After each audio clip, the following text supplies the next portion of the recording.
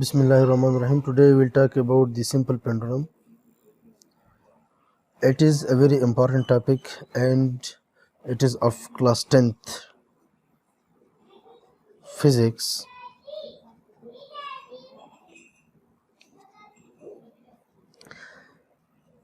इस लेक्चर को मैं दो हिस्सों में डिवाइड करूंगा। पहले हिस्से में हम ये पढ़ेंगे कि सिंपल पेंडुलम की जो मोशन है ये सिंपल हार्मोनिक है कि नहीं। इसका मतलब ये है कि ये जो मोशन एग्जीक्यूट करता है ये मोशन सिंपल हार्मोनिक मोशन की कंडीशंस को फॉलो करता है या नहीं। और दूसरे हिस्से में हम इसकी टाइम पीरियड और फ्रीक्वेंसी के लिए इक्वेशंस डिराइव करेंगे। So first of all I will define a simple pendulum very briefly. A point mass which is also known as bob suspended from a frictionless support by means of an inextendable weightless string. यहाँ पर हमारे पास तीन terms आ गई। एक है frictionless support, दूसरा है इनएक्सटेंडेबल and weightless string.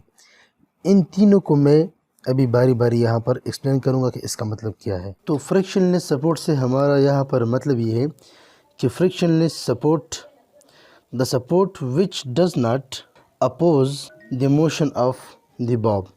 हमारे पास फ्रिक्शनलेस सपोर्ट वो सपोर्ट है जो मोशन ऑफ द बॉब को अपोज ना करे। फॉर एग्जांपल अगर मेरे पास ये सपोर्ट है और ये बॉब का थ्रेड है, फॉर एग्जांपल ये उस बॉब का थ्रेड है, तो देखिए यहाँ पर ये फ्रिक्शन पैदा होता है। ये आप देख रहे हैं कि ये तार और ये सपोर्ट आपस में टच हो रही है, स्लाइड हो रही है, तो इसमें फ्रिक्शन पैदा हो रही है। हमारे पास बल बेरिंग वगैरह टाइप की चीज़ें यूज़ होती है जो फ्रिक्शन को मिनिमाइज़ करती हैं।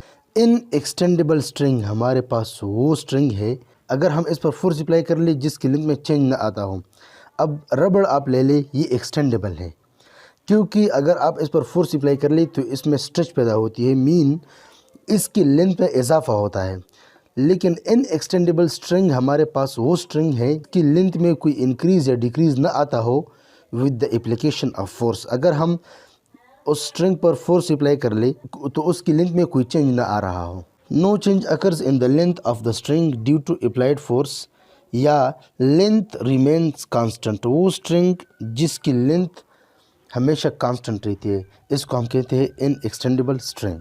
वेटलेस स्ट्रिंग से हमारा यहाँ पर मुराद ये है कि स्ट्रिंग की जो वज़न है, जो वेट है, वो नेग्लिजिबल हो। क्या हो? Negligible. It means weight of the string approximately equal to zero और mass of the string approximately equal to zero. इसका दूसरा मतलब ये है कि बॉब की जो मास है इसके मुकाबले में वेट ऑफ द स्ट्रिंग जो है ये बिल्कुल नेग्लिजिबल है, या मास ऑफ द स्ट्रिंग जो है ये बिल्कुल नेग्लिजिबल हो। ये जो चीज़ें हमने लिखी है ये आइडियल पेंडुलम के लिए हमने लिखी है, लेकिन रियल पेंडुलम जो है ये हमारे पास एक स्केच है आइडियल पेंडुलम का जिसमें हमारे पास कुछ कंडीशंस अप्लाई होते हैं। उस कंडीशन को हम कहते हैं कंडीशंस फॉर रियल पेंडुलम। उसको हम एक एक करके लिखेंगे, जिसमें पहला कंडीशन है that mass of the bob M B must be much greater than mass of the string, या इसको हम यूँ लिख सकते हैं that mass of the string must be negligible as compare to the mass of the bob. मैंने पहले भी जिक्र किया कि स्ट्रिंग जो है ये वेटलेस होना चाहिए, इसका मास नेग्लिजिबल होना चाहिए। So mass of string approximately equal to 0 kg और weight of the string approximately equal to 0 newton. ये ज़ीरो के बराबर नहीं हो सकता, लेकिन अप्रोक्सीमेटली हम इक्वल लेते हैं कि ये ज़ीरो के करीब है, बहुत कम है। दूसरा कंडीशन हमारे पास ये है कि साइज़ ऑफ द बॉब या radius of the Bob must be much less than length of the string. String की जो लेंथ है, रस्सी की जो लेंथ है या तार की जो लेंथ है वो ज़्यादा होना चाहिए, बहुत ज़्यादा होना चाहिए as compare to radius of the Bob.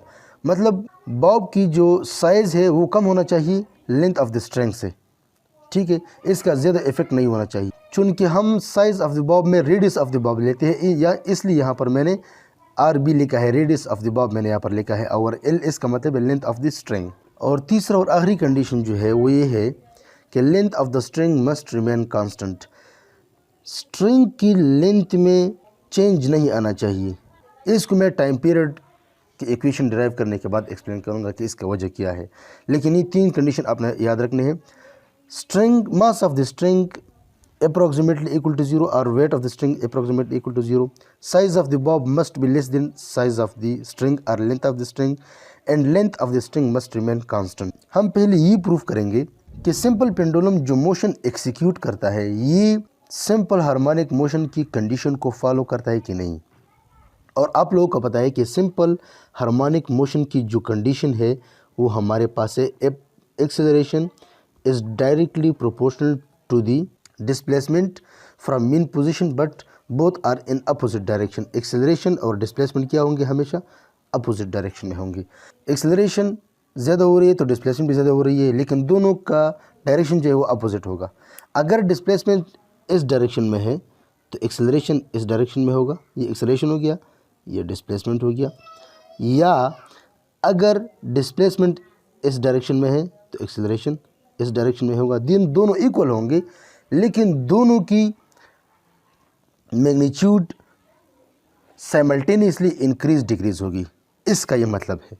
बाज़ लोग कहते हैं कि एक्सेलरेशन ज़्यादा हो रही है तो डिस्प्लेसमेंट कम हो रही है, एक्सेलरेशन कम हो रही है तो डिस्प्लेसमेंट ज़्यादा हो रही है। नहीं, ये डायरेक्ट रिलेशन है। डिस्प्लेसमेंट ज़्यादा हो रही है तो एक्सेलरेशन भी ज़्यादा हो रही होगी। अगर डिस्प्लेसमेंट कम हो रही है तो जाहिर बात है एक्सेलरेशन भी कम हो रही होगी। लेकिन दोनों का डायरेक्शन अपोजिट होगा। माइनस का मतलब है दोनों का डायरेक्शन अपोजिट होगा। माइनस का ये मतलब नहीं है कि एक कम हो रहा है दूसरा ज़्यादा हो रहा होगा, नहीं, दोनों साइमल्टेनियसली ज़्यादा हो रही होंगी या साइमल्टेनियसली कम हो रही होंगी। यहाँ पर इंडिपेंडेंट जो है वो डिस्प्लेसमेंट है और डिपेंडेंट जो है ये एक्सेलरेशन है। एक्सेलरेशन डिपेंड करता है किस चीज़ पर, डिस्प्लेसमेंट पर। दोनों साइमल्टेनियसली इंक्रीज डिक्रीज होंगी लेकिन दोनों का डायरेक्शन जो है वो अपोजिट होगा। इस नेगेटिव का मतलब ये है कि दोनों का डायरेक्शन अपोजिट होगा। अब हम सिंपल पेंडुलम की ऑपरेशन को स्टडी करेंगे कि इसकी फिगर क्या है और ये किस तरह मोशन एग्जीक्यूट करता है, ये चीज़ अब हम स्टडी करेंगे। तो स्टार्ट करते हैं इसकी फिगर बनाने से। हमारे पास अगर ये एक फिक्स सपोर्ट है, for example I will draw a line and dashes above it, these dashes mean that this support is fixed. ये सपोर्ट क्या है, ये फिक्स्ड है। अच्छा, अब मैं एक पॉइंट लूँगा, इस पॉइंट को मैं नाम देता हूँ सी और इससे मैं अपनी मर्ज़ी की लेंथ लूँगा। फॉर एग्जांपल मैं लेता हूँ 4 सेंटीमीटर का लेंथ, तो 4 सेंटीमीटर का एक लाइन मैं यहाँ से ड्रा करूँगा, ठीक है। 4 सेंटीमीटर के अलावा इसका रेडियस भी शामिल होगा, ये वाला यहाँ तक, ये एक्चुअली यहाँ तक है। ये हो गया लेंथ ऑफ द पेंडुलम। अब अगर मैं इसको डिस्प्लेस करना चाहूँ, यहाँ से मैं ये पकड़ूंगा तो इसको ऐसे डिस्प्लेस करूँगा, तो आपको पता है ये लेंथ चेंज नहीं हो रही है। तो अगर मैं इसको डिस्प्लेस करना चाहूँगा तो मैं इस पर फोर्स लगाऊंगा। क्या लगाऊंगा, फोर्स। अच्छा, ये इसकी इक्विलिब्रियम पॉइंट है और इसको हम नाम देते हैं ओ। इक्विलिब्रियम पॉइंट मैंने सिंपल हार्मोनिक मोशन वाली लेक्चर में, पहले लेक्चर में बहुत अच्छी तरह एक्सप्लेन किए, आप जाकर वहाँ पर देख सकते हैं। इसको मैं डिस्प्लेस करूँगा by applying a force F which will follow the Newton's second law, and that force is F is equal to ma. Let's suppose this is our equation number 1. So if I displace this thing with an angle theta, जो भी angle है, और मैं यहाँ से एक और 4 centimetre का लाइन ड्रा करूँगा जो शो करेगा कि ये डिस्प्लेस हो गया है अपनी जगह से। ये मैंने डिस्प्लेस कर लिया इस एंगल के साथ। ये देखिए जनाब वाले, ये आपके साथ एंगल हो गया और ये आपके पास ये बाब हो गया, ठीक है। ये लेंथ एक्चुअली यहाँ तक है। अच्छा, तो इस पॉइंट पर मैं एक परपेंडिकुलर ड्रा करूँगा जो डायरेक्टली यहाँ पर पहुँचेगा। So this angle is 90 degree और ये वाला ओ, और इस पॉइंट को मैं नाम देता हूँ ए। ओ ए के दरमियान जो डिस्प्लेसमेंट है इसको मैं एक्स का नाम देता हूँ। देखिए ओ ए एक्चुअली ये एक आर्क होगा। क्या होगा, एक आर्क होगा।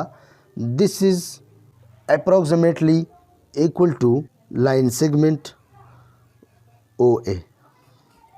ये एंगल हम हमेशा लेंगे, this angle must be smaller than 10 degree. क्योंकि अगर हम ये एंगल 10 डिग्री से ज़्यादा लेंगे तो फिर ये हमारे पास स्ट्रेट लाइन नहीं बन सकेगा, फिर हम इस कंडीशन को फॉलो नहीं कर सकते। इस कंडीशन को, ये एंगल हम 10 से हमेशा इसलिए कम लेते हैं कि ये जो अर्क बनता है, ओ ए का जो अर्क बनता है, ये हमारे पास स्ट्रेट लाइन के अप्रोक्सीमेटली इक्वल हो। This arc must be approximately equal to straight line, and I call this straight line as the displacement x। ये हमारे पास क्या हो गया, डिस्प्लेसमेंट हो गया। अच्छा, अब इस पॉइंट पर इसकी जो वेट है ये बिल्कुल डाउनवर्ड है।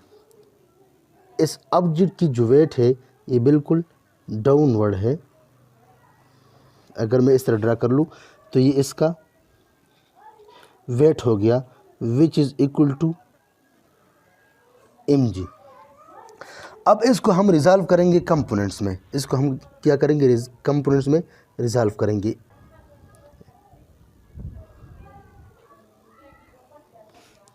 एक कंपोनेंट यहाँ पर जो टेंशन है इस स्ट्रिंग में, इसको बैलेंस करेगा, वो ये वाला कंपोनेंट है। और दूसरा जो कंपोनेंट है वो रिस्टोरिंग फोर्स क्रिएट करेगा। क्या क्रिएट करेगा, restoring force for bringing the object back to its original position.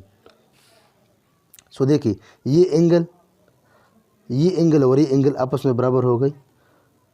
ये एंगल तो जाहिर बात है ये एंगल और ये एंगल भी आपस में इक्वल हो गई। सो एंगल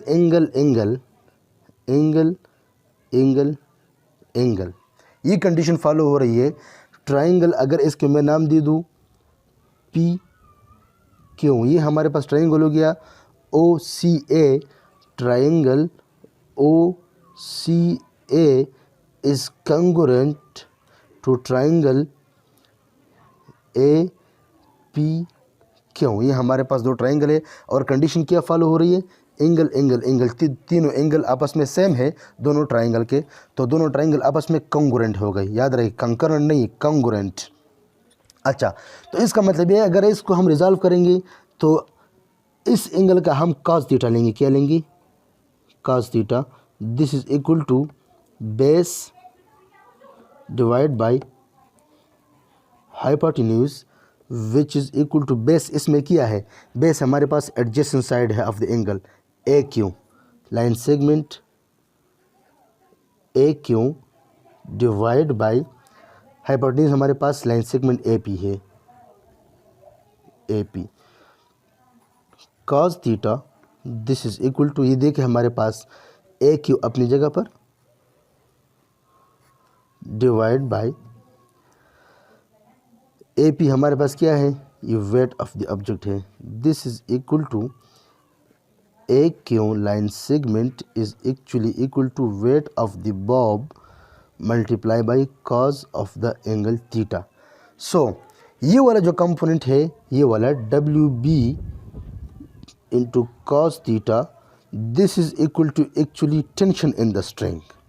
इस पॉइंट पर इस स्ट्रिंग में जो टेंशन है अपवर्ड की जानिब, उसी को बैलेंस करता है। कौन बैलेंस करता है, ये वाला component.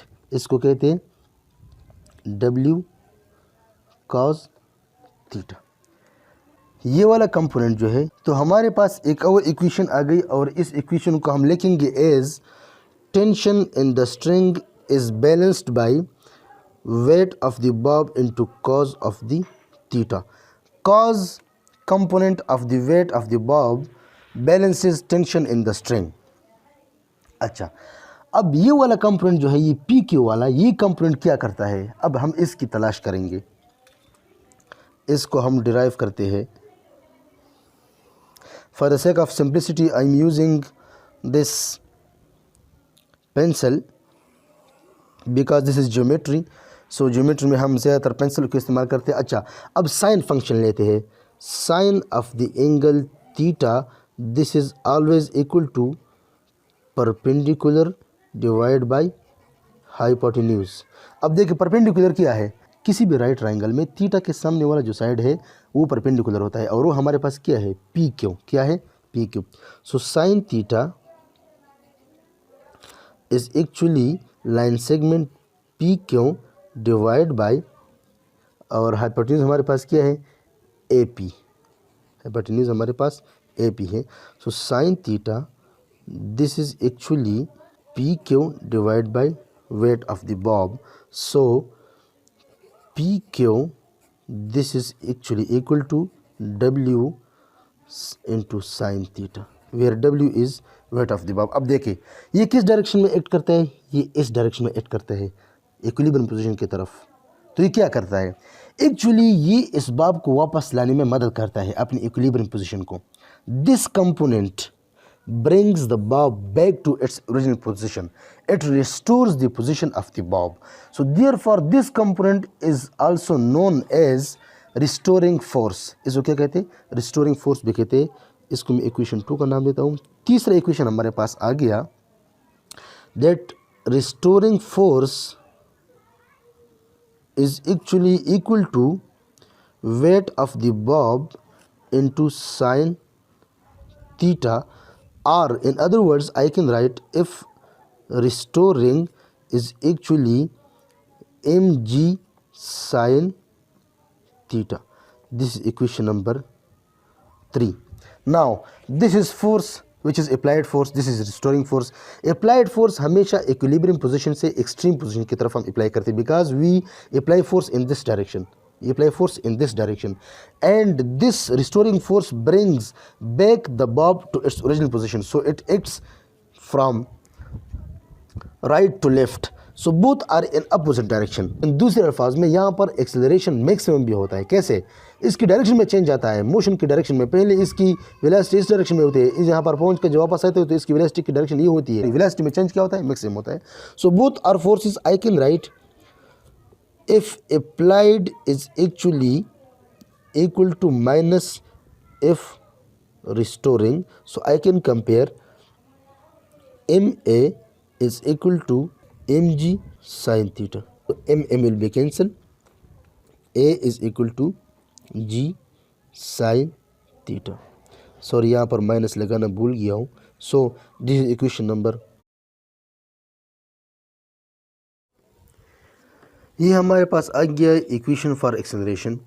We will replace this sine theta by some variable which must include this displacement X. तो देखिए ये दोनों ट्राइंगल आपस में कॉन्ग्रुएंट है due to the angle equivalency. Angle condition की वजह से हमारे पास ये दोनों ट्राइंगल क्या है, इक्विवेलेंट है.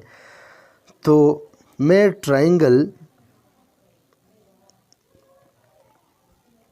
OCA लूँगा और इसमें से साइन थीटा निकालूंगा. सो इसमें साइन थीटा जो है this is equal to sine theta. हमारे पास हाइपोटेन्यूज क्या है, ये वाला है, और परपेंडिकुलर हमारे पास ये वाला है.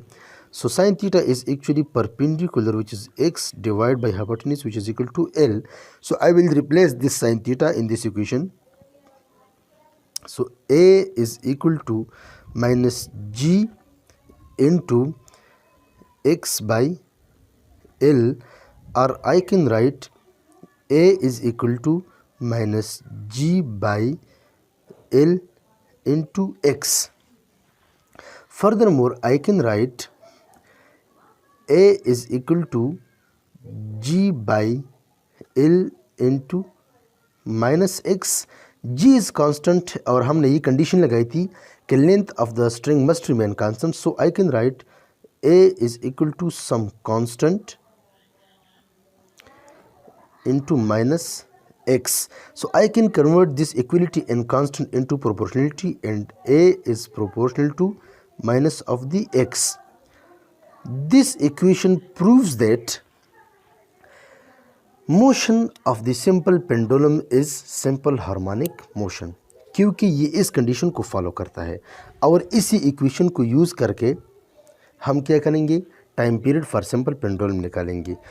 अच्छा, यहाँ पर मैं एक एडिशन करूँगा कि G बाई L जो है ये हमारे पास कांस्टेंट है, और इसको हम नाम देते हैं omega square, where omega is the angular frequency and omega square is the square of angular frequency. तो ये आज का टॉपिक था हमारे पास. अब आप इसमें थ्योरी लिख सकते हैं कि we apply a force which is equal to MA on the simple pendulum displaces to a position x, extreme position, and displaced by the x.